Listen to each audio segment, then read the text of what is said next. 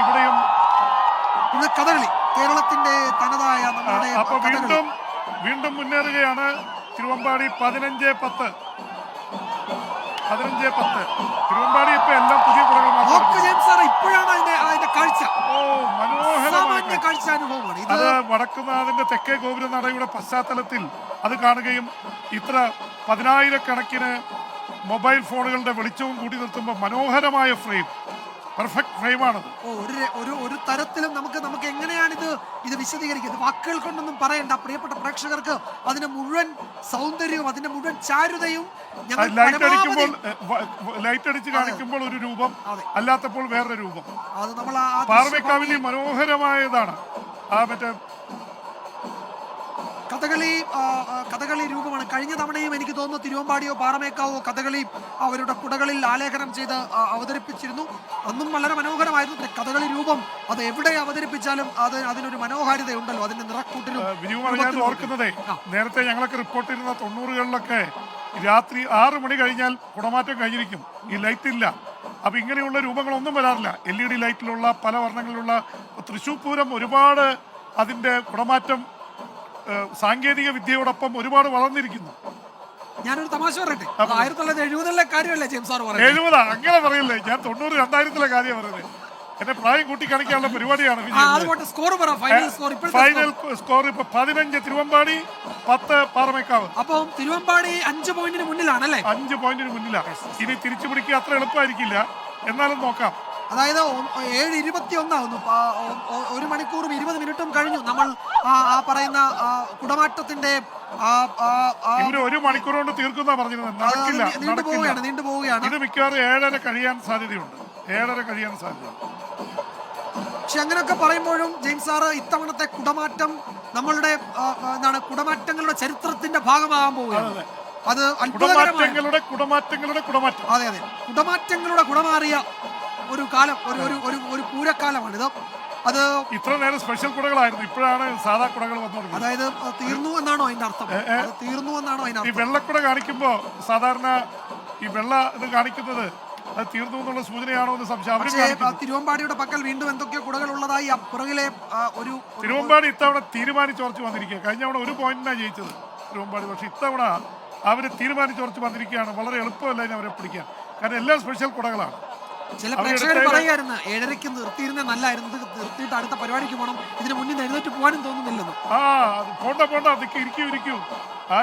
ഒരു വർഷം കഴിയണം, കാത്തിരിക്കണം നമ്മൾക്ക് ഈ പൂരം, ഈ മത്സരത്തിൽ വിജയിക്കുന്നതെന്ന് അറിഞ്ഞിട്ടേ പോകാവൂ. ഇതിങ്ങനെയൊക്കെ പറഞ്ഞാൽ കഴിഞ്ഞ തവണ ഇങ്ങനെയായിരുന്നു.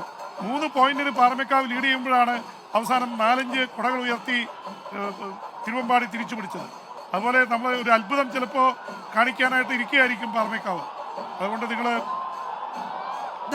ജെയിംസ് സാർ പറഞ്ഞതേ ഉള്ളൂ. പാറമേക്കാവ് ഞാൻ പറഞ്ഞില്ലേ, വരുന്നു മനോഹരമായിട്ടുള്ളതായിട്ട് പാറമേക്കാവ് വരുന്നു. കാവടിയാണ്, വർണ്ണക്കാവടി, പൂക്കാവടി, നിലക്കാവടി എന്നൊക്കെ പറയുന്ന കാവടിയാട്ടം. ഞങ്ങള് തൃശ്ശൂര് സുബ്രഹ്മണ്യന്റെ ക്ഷേത്രങ്ങളിലാണ് കൂടുതൽ കാവടിയാടുന്നത്.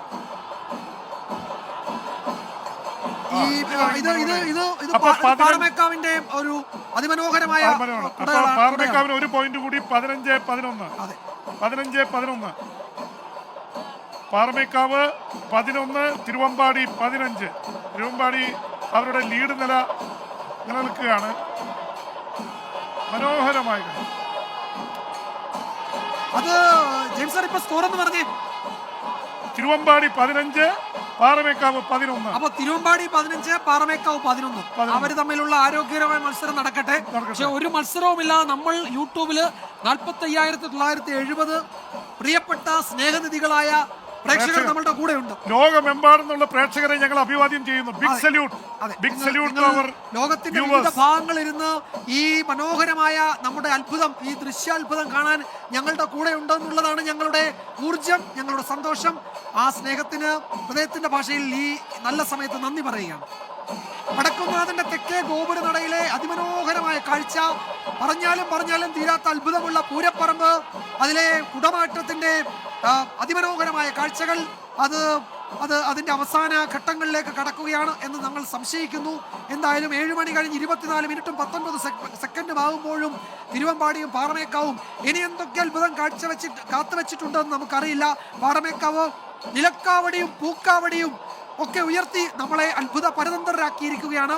ആ കാഴ്ചയാണ് ആ പാറമേക്കാവിലിന്റെ അവിടെ നിന്ന് നമ്മൾ കാണുന്നത്. ഇനിയും തിരുവമ്പാടി എന്ത് ചെയ്യാൻ പോകുന്നു എന്നാണ് അറിയേണ്ടത്. ഇനി അധിക സമയം നീണ്ടു നിൽക്കില്ല. 15-11 നിൽക്കുകയാണ്. പിടിക്കണമെങ്കിൽ ഇപ്പൊ പിടിച്ചോ. അതെ, തിരുവമ്പാടി എന്തോ കൊണ്ടുവരുന്നുണ്ട്. ഇനി കൊണ്ടുവന്നാൽ പിന്നെ നോക്കണ്ട, അല്ലെങ്കിൽ അടുത്തൊരു 4 എണ്ണം കയറ്റിയാൽ ഒപ്പത്തിനൊപ്പം എത്താം പാറമേക്കാവിന്. തിരുവമ്പാടി മുന്നിട്ട് നിൽക്കുകയാണ്. 15-11 15-11.